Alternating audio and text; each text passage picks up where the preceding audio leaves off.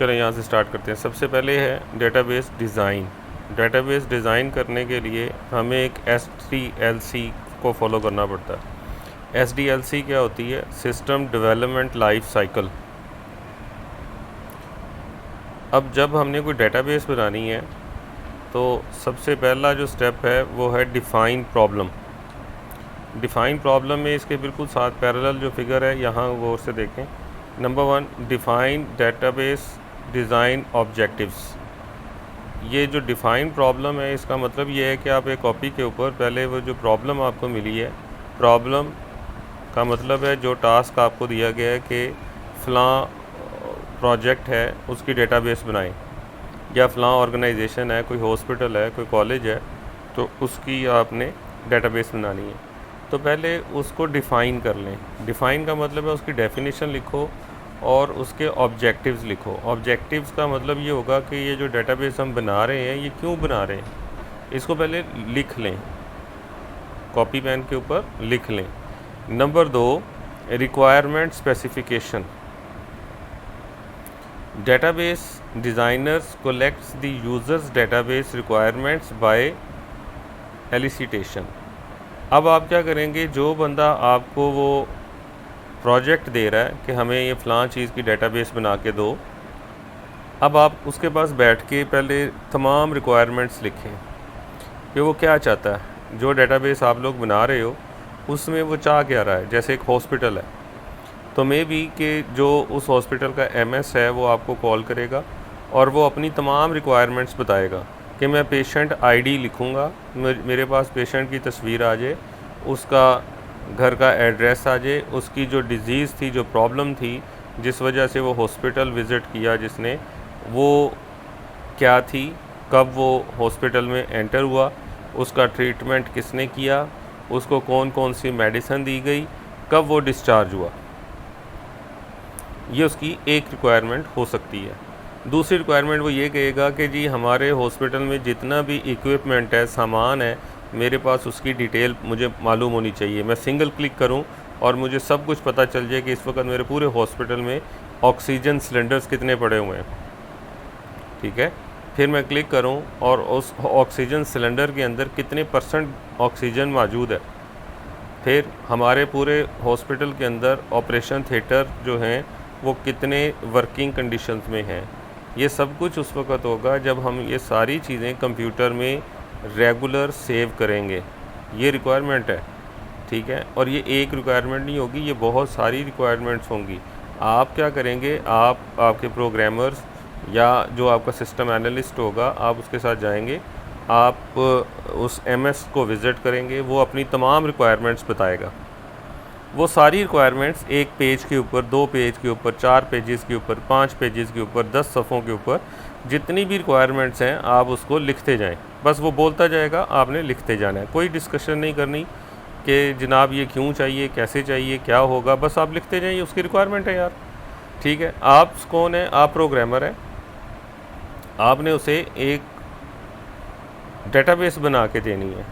ठीक है, आपका वो कस्टमर है, तो आपने सिर्फ उससे बातें करनी है और वो आपको तमाम चीज़ें जो हैं वो आपको वो बता देगा। आप उसको लिखते जाओ, 2 सफ़ों पे आती है, 4 पेजेस पे आती है, 10 पेजेस पे आती है, वो तमाम रिक्वायरमेंट्स आप लिख लें। जब वो सारी रिक्वायरमेंट्स आपको लिख देगा, उसके बाद आप क्या करेंगे, उन सारी रिक्वायरमेंट्स को उसकी एक कॉपी करें और जिस बंदे ने भी आपको वो रिक्वायरमेंट्स दी हैं, आप उस दिन की डेट डालें और उस बंदे से साइन ले लें।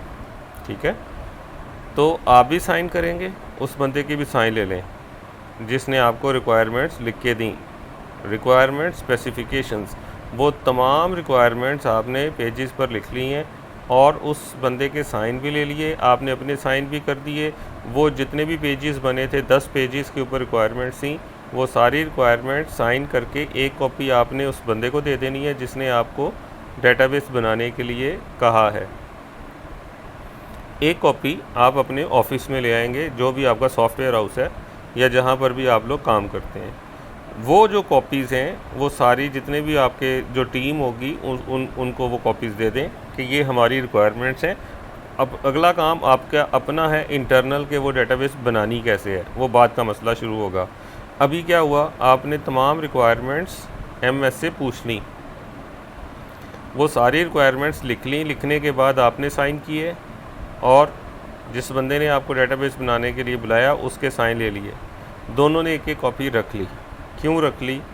क्योंकि कल को जब आप लोग उस रिक्वायरमेंट्स के मुताबिक डेटाबेस बनाओगे, जो जो उसने कहा जी मैं यहाँ क्लिक करूँ तो ये हो जाए, ये क्लिक करूँ ये मेरे पास डाटा आ जाए, आपने वो तमाम रिक्वायरमेंट्स को सामने रख के एक सॉफ्टवेयर डेवलप कर दिया, एक डेटाबेस बना ली।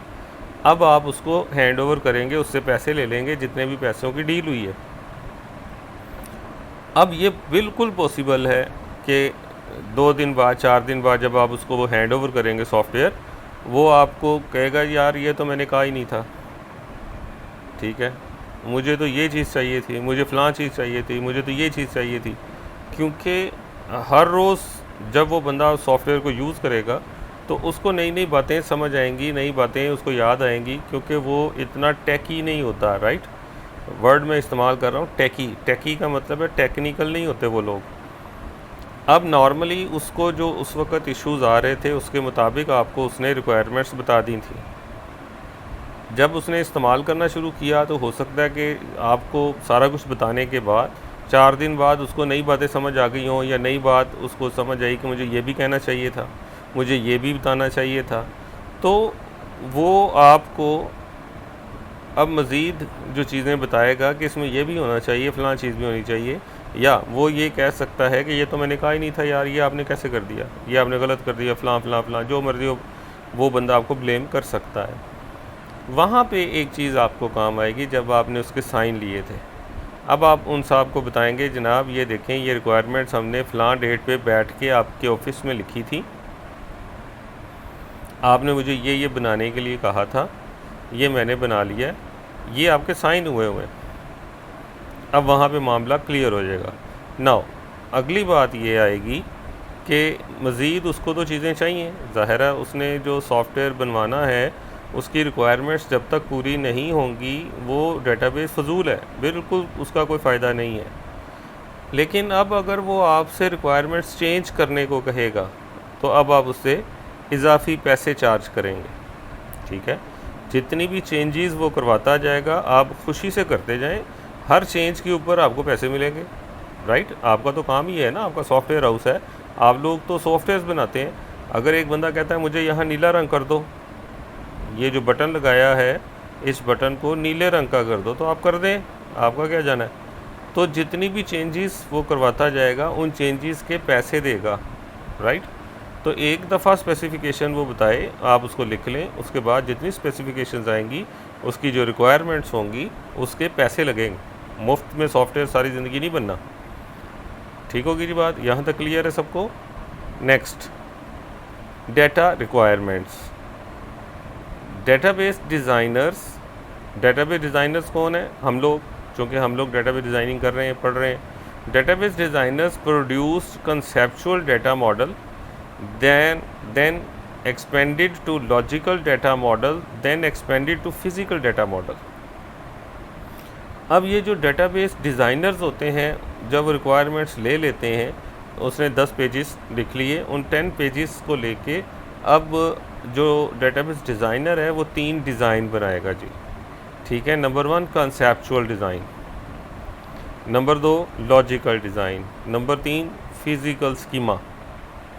तो ये सारी फिगर जो है वो हमें ज़बानी याद करनी है, और ये पेपर में जब आएगा डेटाबेस डिज़ाइन का SDLC system development life cycle, तो उसमें ये बनानी है। नाउ कंसेप्चुअल डिज़ाइन क्या होता है? Database designers constructs logical design of a database with tables defining relations DB constraints by, ठीक है जी। अब जब आपके पास तमाम रिक्वायरमेंट्स आ गई, उन रिक्वायरमेंट्स के मुताबिक अब आपके माइंड के अंदर एक डिज़ाइन तैयार हो जाएगा। अभी जो भी आपने 10 रिक्वायरमेंट्स लिखी हैं 10 पेजेस के ऊपर, उसको पढ़ के आपके दिमाग के अंदर एक डिज़ाइन होगी डेटाबेस, क्योंकि आप डेटाबेस जानते हो कैसे बनती है, तो आपके दिमाग में वो सारा कुछ आ गया है कि ये मैंने बनाना कैसे है, ठीक है।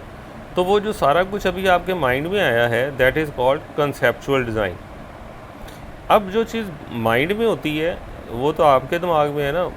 अब पूरी टीम को कैसे पता चलेगा कि ये क्या बनाना है हमने? वो तो आपके दिमाग के अंदर है कि अच्छा ये करेंगे, ये करेंगे, ये करेंगे। तो अब आप उसको पहले एक पेपर पे डिज़ाइन करो, ठीक है? वो जो आपके दिमाग में बनी एक डिज़ाइन बना, उसको एक पेपर पे ले आओ। उस पेपर पे डिज़ाइनिंग करेंगे आप। वो जो पेपर्स के ऊपर डिज़ाइनिंग होगी उसको कहते हैं लॉजिकल डिज़ाइन। फिर उस लॉजिकल डिज़ाइन को देख के हम कंप्यूटर के ऊपर बनाएंगे वो तमाम चीज़ें। जैसे आपने कॉपी के ऊपर डिज़ाइन कर लिया जी हमें इतने टेबल्स चाहिए, ठीक है? हर टेबल, जैसे एक हॉस्पिटल है तो उसमें डॉक्टर्स का एक टेबल होगा जिसमें तमाम डॉक्टर्स की डिटेल तफसीलात लिख दी जाएंगी, स्टोर कर दी जाएंगी कि कौन सा डॉक्टर है, उसकी स्पेशलिटी क्या है, उसका फ़ोन नंबर क्या है, उसके डेज़ कौन से हैं, ड्यूटी आवर्स क्या हैं, वो कहाँ रहता है, कितनी देर में वो हॉस्पिटल पहुंच सकता है, ठीक है? ये सारा कुछ उसमें लिख दिया गया।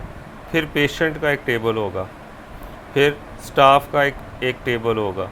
जितनी भी चीज़ें आपके हॉस्पिटल में आपको नज़र आ रही हैं उन सब का एक एक टेबल बनेगा, ठीक है? वो भी हम बाद में देखेंगे कि एक्चुअली वो टेबल्स बनते कैसे हैं।